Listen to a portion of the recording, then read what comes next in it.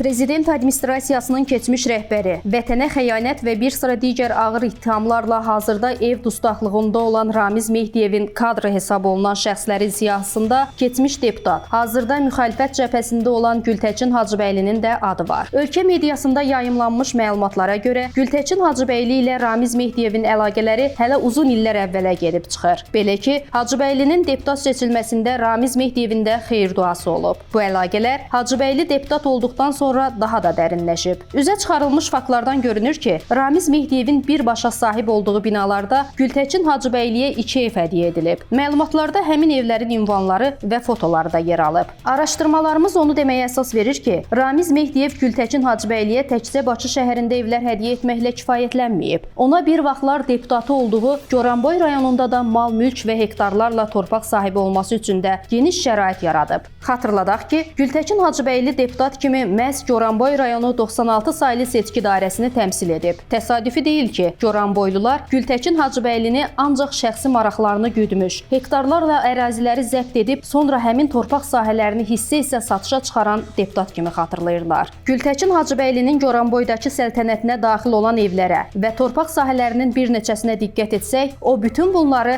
Ramiz Mehdiyevin xeyir duası ilə deputat seçildikdən sonra əldə edib. Bu adamın hətta pay torpaqları üzərində özünə evlər tikməsinə də şərait yaradılıb. Gültəkin Hacıbəyliyə Goranboy rayonunda 58-ci məhəllə adlanan ərazidə 80 sot torpaq sahəsi ayrılıb. Sakinlər bildirirlər ki, sonra o bu ərazini hissə-hissə satıb, özünə 16 sot saxlayıb. Həmin torpaq sahəsinin 8 sotu Gültəkin Hacıbəylinin bacısı Aytən Hacıyevanın adınadır. 8 sotu isə öz adınadır. Gültəkin Hacıyevanın deputat olduğu dövrdə Goranboyda sahibləndiyi torpaq sahələrindən biri də rayonun Xanqərvənd kəndindədir. Söhbət 1 hektara yaxın ərazisi olan pay torpaqlarından gedir ki, burada o özü üçün bağ evi tikdirib. Təsəvvür edirsiniz, əkin üçün nəzərdə tutulan torpaqda Gültəkin Hacıbəylinin yaşayış evi tikdirməsinə kimsə qarşı çıxmayıb. Görünür, tapşırıq yuxarıdan bərk verilibmiş. Ramiz Mehdiyevin patronajı altında olan deputata kim nə deyə bilərdi ki? Gültəkin Hacıbəylinin Goranboyda malik olduğu və bilavasitə Ramiz Mehdiyevin tapşırığı ilə ona ayrılmış digər torpaq sahəsi isə rayonun Nadirkənd kəndindədir.